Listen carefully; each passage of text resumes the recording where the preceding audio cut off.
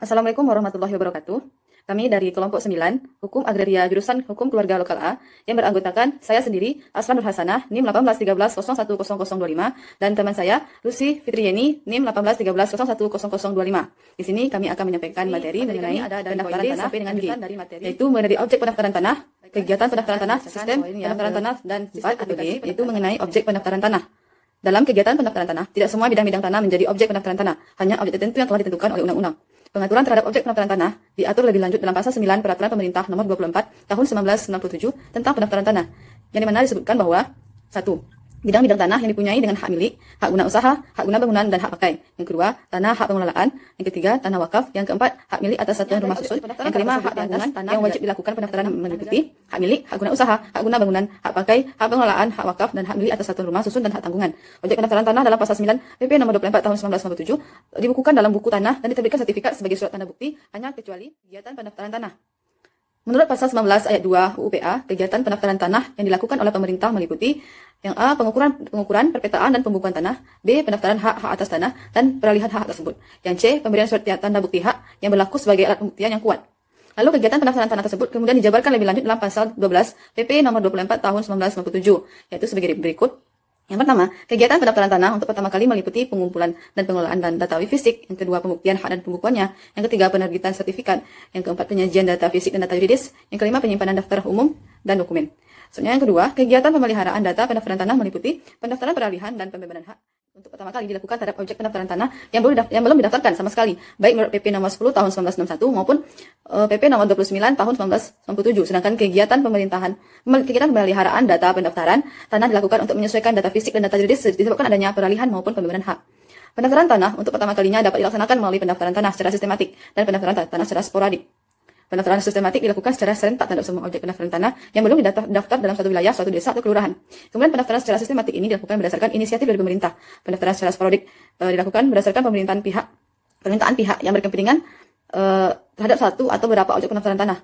Kemudian dalam kegiatan pendaftaran tanah untuk pertama kalinya, maka akan diterbitkan sertifikat tanah kepada pihak pendaftar. Sedangkan dalam kegiatan pemeliharaan data, sertifikat tanah yang sudah ada akan disesuaikan dengan data terbaru sebagai akibat dari adanya suatu. Menurut Budi Harsono, ada dua macam sistem pendaftaran tanah, yaitu satu, sistem pendaftaran akta atau registration of deed. Pendaftaran akta yang didaftarkan oleh pejabat mendaftarkan tanah. PPT adalah akta. Dalam sistem pendaftaran akta, PPT bersikap pasif. Ia tidak melakukan pengujian kebenaran data yang disebut dalam akta yang didaftar. Melakukan pengujian kebenaran data disebut dengan akta yang benar. Sistem pendaftaran akta melakukan pendaftaran terhadap dokumen-dokumen yang membuktikan diciptakannya hak yang bersangkutan dan dilakukannya perbuatan-perbuatan hukum mengenai hak tersebut. Kemudian yang kedua, sistem pendaftaran hak. Dalam sistem pendaftaran hak, setiap penciptaan hak baru dan perbuatan-perbuatan hukum yang menimbulkan perubahan kemudian juga harus dibuktikan dengan suatu akta, tetapi dalam penyelenggaraan pendaftarannya bukan akta yang didaftar, melainkan haknya yang diciptakan dan perubahan-perubahannya kemudian. Akta hanya merupakan sumber datanya.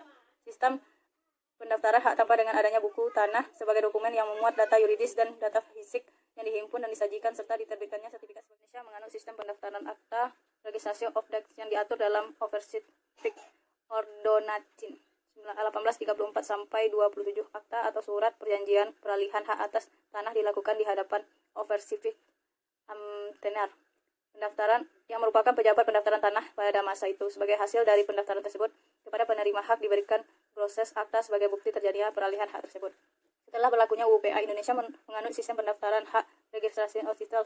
Sistem pendaftaran ini digunakan karena peralihan hak atas tanah di Indonesia sesuai dengan hukum adat adalah bersifat nyata, terang dan tunai. Tunai artinya menyerahkan hak atas tanah oleh pemilik tanah atau penjual, dilakukan bersama dengan pembayaran harganya oleh pihak lain. Yang B, real atau nyata artinya berhendak atau niat yang diucapkan harus diikuti dengan perubahan yang nyata menunjukkan tujuan jual beli tersebut.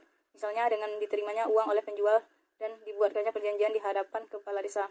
C, terang artinya untuk pembuatan hukum tersebut haruslah dilakukan di hadapan kepala desa sebagai tanda bahwa perbuatan itu. Kenal dua macam sistem publikasi, yaitu satu, sistem publikasi positif. Sistem publikasi positif selalu menggunakan sistem pendaftaran hak sehingga harus ada registrasi atau buku tanah sebagai bentuk penyimpanan dan penyajian data yuridis dan sertifikat sebagai surat tanda bukti hak.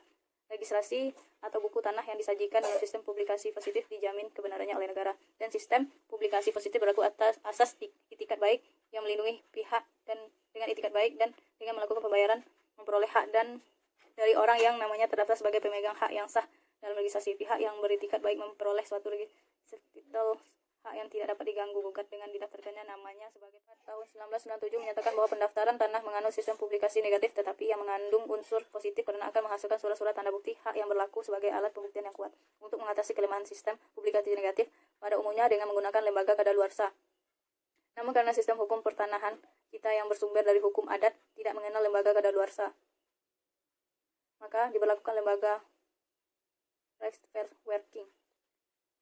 Rechtsverwerking dapat diartikan sebagai akibat yang ditimbulkan dari suatu pelepasan hak atau akibat yang ditimbulkan karena tidak melakukan suatu perbuatan hukum yang merupakan kewajiban yang harus dilakukan seseorang oleh hukum sehingga suatu hak menjadi hilang. Sekian dari kami kelompok 9. Wassalamualaikum warahmatullahi wabarakatuh.